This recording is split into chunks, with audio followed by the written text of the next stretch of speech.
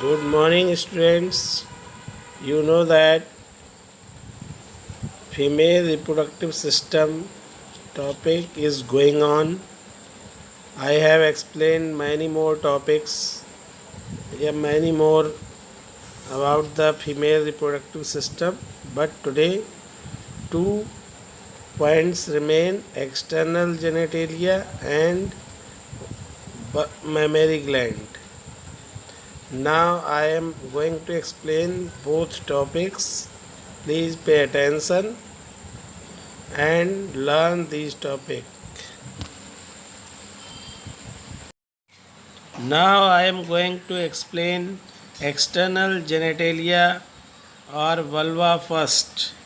Student, the external genitalia of female are collectively called vulva and consist of following parts.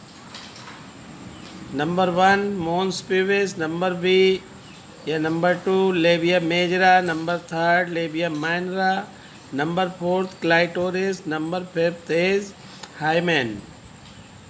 Student, first one is mons pubis. What is mons pubis? Mons pubis is a cousin of fatty tissue covered with skin and pubic hair. Number B labia majora, two fleshy folds of fatty tissue which extend down from mons pubis surround the vaginal opening. Vaginal opening को चारों तरफ से घेरे हुए मोन्स pubis से नीचे की तरफ जो फैटी टिश्यू के दो फोल्ड फ्लैसी फोल्ड एक्सटेंड करते हैं, these are called the labia majora. Now number C is labia minora. These are present just inside the labia majora. ये लेबिया मेजरा के ठीक अंदर की तरफ प्रेजेंट होते हैं. विच इनक्लोजेस द वेस्टिब्यूल, जो वेस्टिब्यूल को इनक्लोज करते हैं. और vestibule containing the two openings, urethral opening and vaginal opening. और वेस्टिब्यूल में दो ओपनिंग्स होती हैं, वजाइनल एंड यूरेथ्रल ओपनिंग. दोनों को ये इनक्लोज करता है. Next is clitoris. Clitoris is a टिनी finger like structure which lies at the upper junction of two labia minora above the urethral opening. Urethral opening के ठीक ऊपर दोनों लेबिया माइनरा के जहाँ पे मिलते हैं वहाँ पर एक टिनी फिंगर लाइक स्ट्रक्चर होता है. This is called clitoris. Next part is number 5th part, hymen. It is a thin mucous membrane that cover vaginal opening either partly or entirely.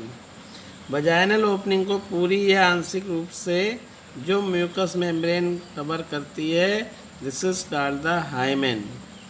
Strength, hymen often breaks during the first sexual intercourse or during sports like horse riding, cycling, or sudden fall or jolt, etc. Hence, presence or absence of hymen is not a reliable indicator of virginity or sexual experience. So, in this way, we can understand all 5 parts of the external genitalia, and I hope so you have understood about this topic. Now, next topic I will explain mammary gland. Now, first question here, what is mammary gland? So student, mammary glands are those glands which secrete the milk for the nourishment of newborn baby. Human female has a pair of mammary glands that contain glandular tissue and fatty tissue. प्रत्येक human female में एक pair मैमेरी gland होते हैं जो glandular tissue जिनके अंदर होते हैं और फैटी टिश्यूज होते हैं.